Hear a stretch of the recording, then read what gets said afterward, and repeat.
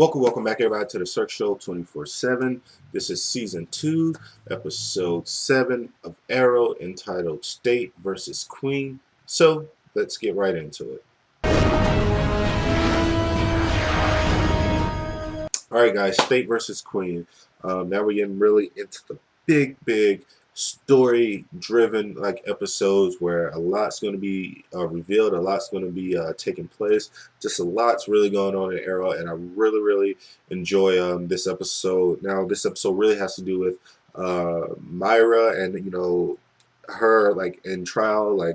It's time to see if she's going to get the death penalty. Is she going to get away with it all? So everybody's just here for her trial. Everybody's trying to support her. She still thinks that it's no chance in hell that she's going to get away with any of this, and everybody's just going to just say death penalty, death penalty, death penalty. So she's still really adamant about just letting it happen and just being okay with it. So.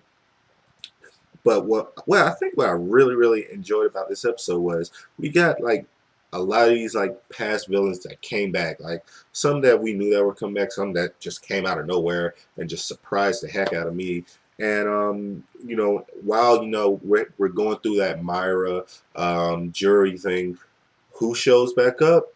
Count Vertigo. And the reason I think I like Count Vertigo because he kind of for Arrow the TV show, he kind of fills a role of kind of like a Joker type mentality. He's not as good as the Joker, but he kind of has those kind of quirks and just qualities to him, like how the Joker was. The way he talks, the way he acts, he's a very type of mustache twirling type of villain, which I really do enjoy. They kind of amped up his character a little bit to where he's just over the top. I like that in these kind of villains. That every other villain that the Arrow goes across, they're a lot different. They're not all the same.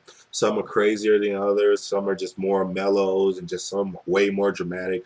So I like that we have this different cluster of villains and their personalities.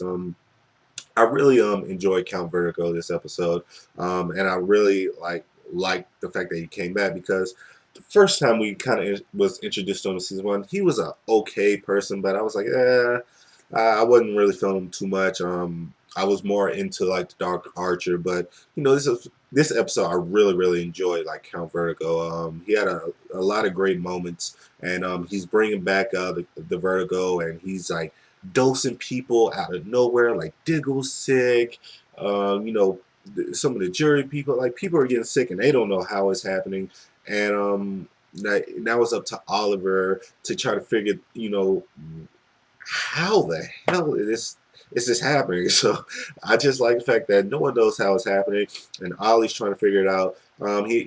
Felicity, kind of steps in to try to help out because Diggles, he's getting sicker and sicker, and she ends up getting captured by Count Vertigo. So I like that dynamic, because when she gets captured, you see more of her feelings come out for Ollie, and how she really appreciates him, and just those feelings once he saves her, and he's actually forced to kill Vertigo, which I like to see. I like the fact that he was struggling with it, because season 1 he let him go because he thought that was the right thing to do. But he had to, and I like the fact that he told Felicity, I had to. Your life was in danger, and your life is way more important than his life. So I like the fact that it comes time to where he has to kill, and it's a good reason for it. Because season 1, he was just killing people, just kill people. Let's just be honest. He was just killing people, just kill people.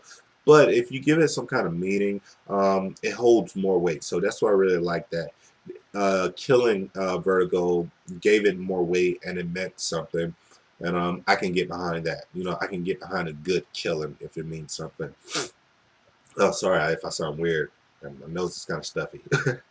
But what else happened? Oh, we get our introduction back to Malcolm Merlyn. We thought he was dead, but he's not. Because he knows a few tricks. And I like the fact that he knows tricks, because who's he trained by? The League of Shadows. And of course, they will know how to fake a death. So I believed it, because we already know, it's already established that he got all his training from the League of Shadows. So I can see him faking his death, and I can see him surviving that. So I enjoy that. I enjoy the fact that he was the one that got Mrs. Queen like out of jail and made sure she was good to go. Like she was acquitted at everything. So I like the fact that he's still a part of her life, and we get a big shocker that he's Thea's father. Or yeah, he's the father of Thea. So that was a shocker, and I was like, oh, where did that come from? So what I'm more interested in is Myra gonna tell Thea this, or is she just gonna keep it a secret? Because that's a big secret, and she just got Thea back, like in her like good graces and stuff like that. So that's gonna be a very interesting storyline because Thea's going through a lot with this whole trial and stuff. She's been going through a lot, and it's just taking a lot out of her. So that's gonna be very interesting. I can tell you one thing that I really enjoyed that. Laura was actually pretty decent in this episode. She wasn't good, but she was decent to where I was like, oh, like usually I'm like, get her off screen now. But now it's like, I can deal with this. I can allow this. So I like the fact that they didn't give her too much to do, because sometimes I feel like if you give Laura too much to do, it's just too much for us. So they gave her a little bit to do. I didn't like it that much what she was doing, but it was passable. So I enjoyed the fact that I can actually watch Laura in the episode. Overall, the episode was pretty good. I really enjoyed it. A lot's happening, a lot of great twists. I love the fact that Malcolm's still alive, and it just, like I said before, it just hammers in that the League of Shadows, they're all in there. They're going to be through this entire season. You know what I mean? And I like the fact that we just get little glimpses of them. If it's with Malcolm or is it with just like some League of Shadow members, we get a little glimpse of their organization and how they run stuff. So I really enjoy that. So overall, what did you guys think of this episode? So please like this video, comment, subscribe, tell me what you thought.